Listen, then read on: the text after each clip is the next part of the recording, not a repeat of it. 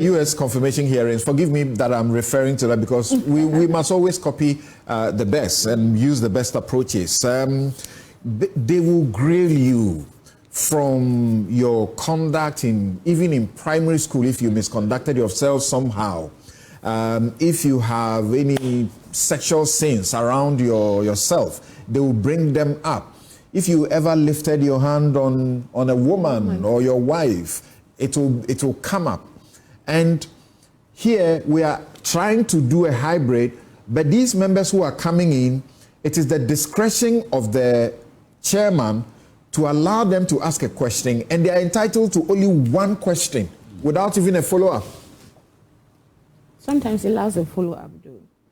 Okay, yeah, sometimes. So far, I think that we have seen some good questions from Parliament, and which has also triggered a good responses from the 3 nominations so far. The parliamentary approval really is important to consolidate our democracy, and it also enhances our vertical and horizontal accountability. And for me, the public interest is also very, very good, and we are able to monitor this process because the media continually, they are able to telecast this for us all to watch it. For the US system, maybe we have to also look at the hybrid version of us. Is it efficient? We have been doing this for some time now. So I think it's important for us to have a second look at the way our vetting is conducted.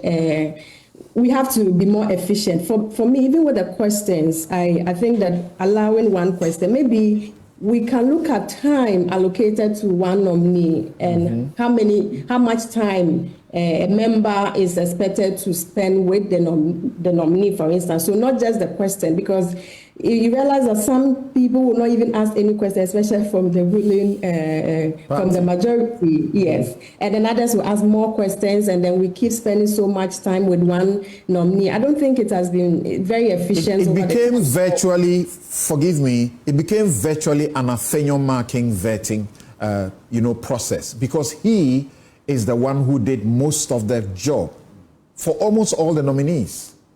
Right. So maybe the sectorial vetting will be helpful, the committees, so that we can have experts who are knowledgeable in the area. Parliament has different kind of people in Parliament with different expertise.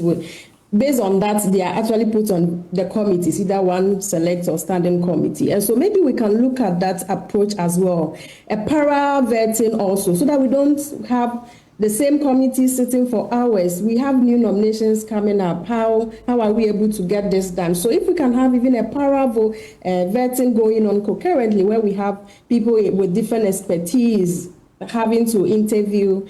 Otherwise, if you look at even the type of questions, again, that's another concern of mine, is that the type of question, it was more like something to trap the nominee, kind of. When we do that, when there's so much of that, in fact, that it's good for public accountability and political accountability of candidates and political officers. But when we do too much of that, we don't get to hear solutions from the nominees. We don't get to hear how the House. Well, a good number of those who were doing the questioning, lawyers, and they saw themselves doing the job that they do in court, cross-examination. What's bad about it? Trap them. If they commit themselves, if they lie. That's a way to detect people who are lying, people who are not trustworthy and won't tell the truth. Something, and again, Parliament has also become a bit more legalistic. It's as if you are in court, you are before a judge. It's really not helping. What is not helping about that? It looks like we have too many lawyers in Parliament, and I think maybe that's also the case. Maybe it should be a chamber of only lawyers. What's wrong with it? No way. You see something.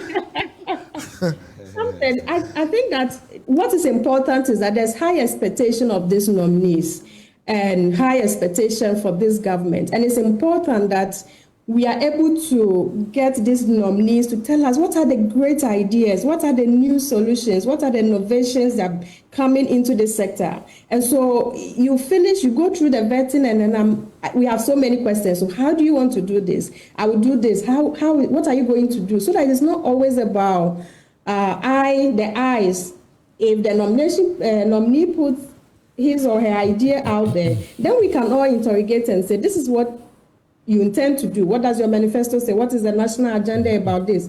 So that we don't keep on allowing government to do things when they are in government, and then another government comes in and says, okay, we are no longer going to do this. The national agenda, it seems to be missing. And we also want to be sure the integrity of these nominees. And so the questions, we need to really look at the questions. And also, it's too much legalistic, something. The parliament is representing constituents, their representatives, and it's important that we all will be able to appreciate the questions that the parliamentarians are asking and how we can follow, because at a point sometimes you are lost and you are wondering why is this important, why are we going this way, what is the whole thing. I think that everybody needs some law is very empowering, and let them make it that way if that's what it has. It's a lawmaking chamber anyway. Forgive me about that one. How do you translate law into practicality? Law shouldn't be seen as something abstract. It's supposed to be our everyday language. People should understand. We don't need of interpretation around that, and that's what the lawmakers need to make us appreciate. All right. So, what do you make of the relationship between the chairman and the ranking member, being the minority leader, Afenyo Marking? So I think it's a bit of I'm not sure. They started a bit on a rough note. I thought there were lots of unnecessary interjections, and I was hoping that the two of them will agree, because this is parliamentary job and it's no longer minority versus majority. So I think that they need to really. We want to see a better coordination going into the next. Did you say it's no longer majority versus minority? That's what goes on in Parliament. It's worrying. You see, it's worrying because it's a chamber of politicians, and they are from two sides. That's all it is about. But at what point do we put the party we represent? Then we can pick up the constituents we represent and Ghana in the interest, because these nominees are going to serve as a whole, and they are not just going to serve President Mahama or the NDC. They are going to serve the whole country. And so this is where we put the national agenda on the table. And Parliament have come together number of times with one voice, and this is one of the processes that we think Parliament should be able to do same, because the people put in Parliament and government very important for us all. Thank you very much. I'll bring in Atacha in now, because he's too familiar with this terrain, and thank you so much for making time to join us.